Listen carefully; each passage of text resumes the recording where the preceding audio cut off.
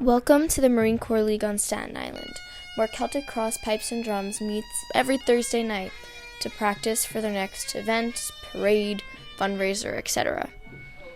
I'm Maeve, and I'm a member of Celtic Cross Pipes and Drums, as well as other organizations on Staten Island that deal with Irish culture and keeping the tradition alive. However, this documentary isn't about me. It's about the Irish people on Staten Island and the community they've built. So please, kick back, relax, and I hope you brought your kilts, because you're in for a wild ride through Irish culture on Staten Island.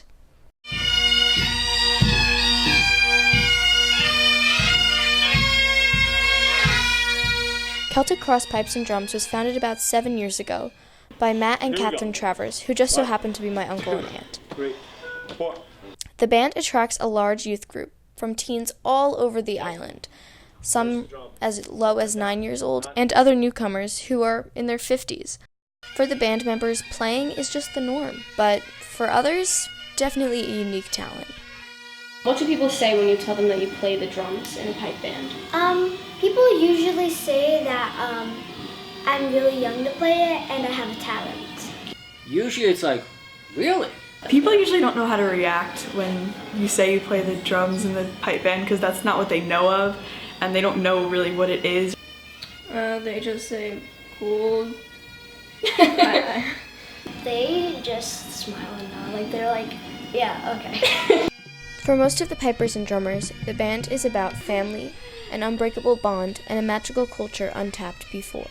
Celtic Cross Pipe Band was started not really as a pipe band, it was started as a cultural group. We were doing shows. We wanted to bring piping to a different level. We wanted to work with people from other cultures. I always kind of never felt like I was like in touch with the Irish side of myself, and now I am. And it was a good way for my dad and I to bond. I'm going to do this for myself, and it's also something to do with my children. This is something that we can do together. So it's like, this is a win-win for me. Irish culture is kind of like very interesting to me, so like I like to be part of it. They have such an incredible history, and there's so many traditions that I get to follow along in every single year. I love hanging out with my friends. Immersing yourself in rich culture is a common theme amongst the pipers. For Dawn Daniels and her Irish dancers, it's no different. The Crown of Ireland Irish dancers rehearse at the Snug Harbor Cultural Center on Staten Island.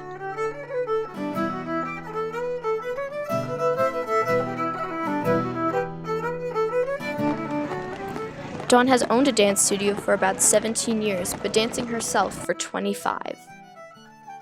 I've always been in love with Irish step dance, but being able to teach that to students, to other people, and seeing them go from being a beginner to becoming an advanced dancer, to learning all the movements and being really good at it themselves, that's a joy that's even bigger to me than the joy of dancing myself.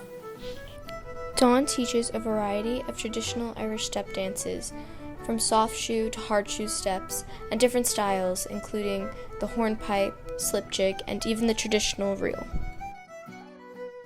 For somebody who's never seen an Irish dancer before, to be able to describe what the dance form looks like, it's unique because it mostly just is a dance form that uses the legs and the feet, whereas the upper body is very straight, very high kicks, a lot of work up on our toes, as in point, and a lot of fantastic rhythmic sounds coming from our feet. Dawn Daniels and her dancers aren't the only source of Irish culture in Snug Harbor. Just a building and a letter away, in Building G, is the St. Columcille Irish Cultural Center, home to dozens of books and trinkets from Ireland. I sat down with Hibernians to hear all about the building and their own connections to the wondrous culture. So to start off, what are Hibernians? We try to keep the Irish traditions and the Irish culture alive on Staten Island. Well, a Hibernian is it's a group with all Irish people. You meet people that have same interests or are interested in Irish culture. We do a lot of fundraisers, we support the community. Well, the ladies' ancient order of Hibernians, I think, was started in order to help young women coming out to this country years ago, so that you would have a friend when you come out here. You wanted to be with your own type of people. We run an Irish parade on Staten Island too for the last, it's over 50 years that the parade has been running. I have a lot of friends. I have wonderful friends from the Ladies' Ancient Order of Hibernians. Most of my friends are Hibernians, actually. If you're not a Hibernian, you're not my friend. So, what connects them all? What links the pipers and the drummers to the Irish dancers to the Hibernians, besides, of course, their common interest in Irish culture? It was called the Irish Fair, and they're here to tell you about it. The main reason we created the Irish Fair here on Staten Island is because we used to work at the Great Irish Fair in Brooklyn. And we decided, why not do this on Staten Island? And the main reason we were making money is to try to get our own building, to have our own Irish Cultural Center here on Staten Island. The Irish Fair on Staten Island was a wonderful event which showcased Irish culture, music. Well, the Irish Fair is a huge festival, an Irish festival. Usually it's a 2-day event, and it has Irish music, 2 separate tents with Irish music, one with kind of more traditional Cayley music, and the other are much more popular bands and more kind of rock or Irish rock. It is the one time a year that everybody gets together and enjoys the Irish heritage and culture, which involves music and dance and just generally getting together to socialize. Everybody was up dancing, and it was a great success. It was the rain that killed us. If it wasn't for the Irish Fair, I wouldn't have been a part of the band in the first place. Although the Irish Fair was a staple event for most Staten Islanders, it was unfortunately closed this year due to financial troubles.